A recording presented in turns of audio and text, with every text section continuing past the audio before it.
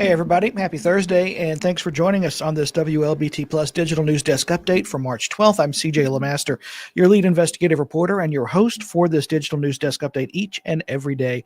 Got several of you watching right now on our Facebook and YouTube live streams. Also, those of you watching on our OTT platform, if I can get it out there. Thank you so much for watching us there. Got a couple of stories we want to get to first. We want to update you on the severe storm damage. This information just coming in from MEMA. The agency has been assessing storm damage after that severe weather that moved through Mississippi yesterday. Reports include damaged homes, downed trees, widespread outages. Officials say one person died and 3 were injured in Lawrence County. Thousands remain without power statewide. MEMA says these damage reports are preliminary so far. They're seeing damage in Amite, Lawrence, Lincoln, Smith, Pike, and Walthall counties, so counties to the south and southwest of our area. So that is something that we are going to continue to follow, and we'll let you know as those assessments continue to move forward. A bill creating an authority to take over the city of Jackson's water and water system once the third-party manager leaves has passed the Senate. On Wednesday, the Senate approved an amended version of House Bill 1677, the Metro Jackson Water Authority Act. Now, the measure was passed on a 43-8 vote, with one not voting. The majority of those voting against it were from the Jackson delegation. Jackson leaders have been opposed to the legislation, in part because the city would not have a majority of appointments on the governing board. Now, senators amended the House version of the bill in the Energy Committee to create a 9-member board, governing board, to take over water and sewer once the federal receivership ends. U.S. District Judge Henry Wingate appointed Ted Hennepin the interim third-party manager over Jackson's water and water billing systems as part of a federal takeover back in 2022. The following year, Wingate put Hennepin in charge of the city's sewer. Well, former Mayor Chokwe Antar Lumumba is asking a federal judge to drop the 5 charges against him in the Jackson bribery case. Now, prosecutors have not responded to that request yet. The mayor is accused in a scheme to get a convention center hotel approved in downtown Jackson, with alleged bribes lining the pockets of 2 council members and Mayor Lumumba. Now, court filings are giving us a sense of what strategy the defense could use in this case. One of the former mayor's exhibits focuses on grand jury testimony from the FBI agent who investigated the case. Well, that's the same strategy we've seen from another defendant, Hinds County DA Jody Owens. Court records show that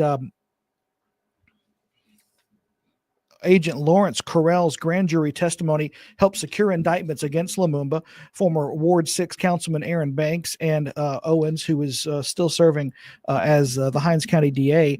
Now, this is Lawrence Correll is the same FBI agent mentioned by name in Owens' motion to dismiss, which was filed back in January, and we covered that extensively. Owens' defense team accused Correll of giving false testimony to the grand jury. The defense claims the agent testified under oath that Owens was not a target before July of 2023, but transcripts show that Correll had named Owens as a target months before that. Lumumba has not confirmed his strategy, but his filing suggests he may argue the same agent lied about him too. And again, we're waiting to see what the judge will say in that.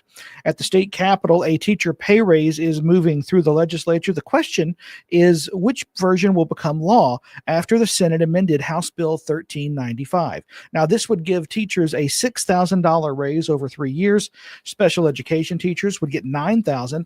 Teacher assistants, community college instructors, and university faculty would get a $2,000 bump. The raises would cost the state some $327 million over the 3-year phase-in process. The Senate says it's worth the price, given that Mississippi faces a shortage of nearly 4,000 teachers. Lieutenant Governor Delbert Hosemann says that shortage disproportionately affects special ed students. We want our young teachers that have that special angel in them to go teach special ed children to be rewarded for doing that. Very difficult. More difficult than what our teachers do, which is also difficult. Mississippi ranks last in the country in terms of teacher pay, with an average salary of $41,500. Well, the Senate passed a standalone teacher pay raise bill earlier this session, but the House responded with a broader bill covering multiple issues. This latest bill goes back to the House, where members will decide whether they agree or disagree. If it becomes law, The raises would kick in just before the new school year. Another bill that has been years in the making is now headed to the governor's desk. It would require Mississippi casinos to intercept jackpot winnings from people who owe child support. Now, under Senate Bill 2369, when a casino customer wins $2,000 or more, the casino must check a state database run by the Department of Human Services. If the winner owes back child support, the casino must withhold winnings to pay that obligation. We have so many casinos, and we're hoping to collect $1 million a year. We know every dollar we collect is a dollar that a custodial parent is not getting today, and that's what it's all about, is helping parents support their children. Well, it's unbelievable that $1.5 billion in past due child support is owed. So if we help 50 children, 500 children, or 5,000 children, it'll be a blessing.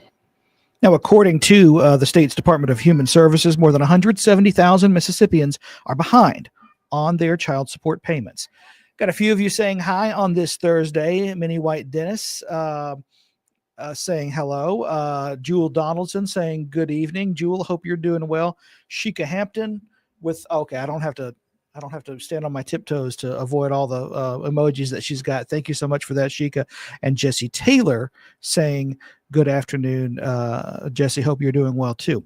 That's all the time we have for this edition of the WLBT Plus Digital News Desk Update. Our first alert weather team will be in here at 2:30 to give you an update on what this weekend's weather is going to look like. Of course, we had a bit of a cold snap today, but they'll let you know kind of what we can expect tomorrow and through the weekend.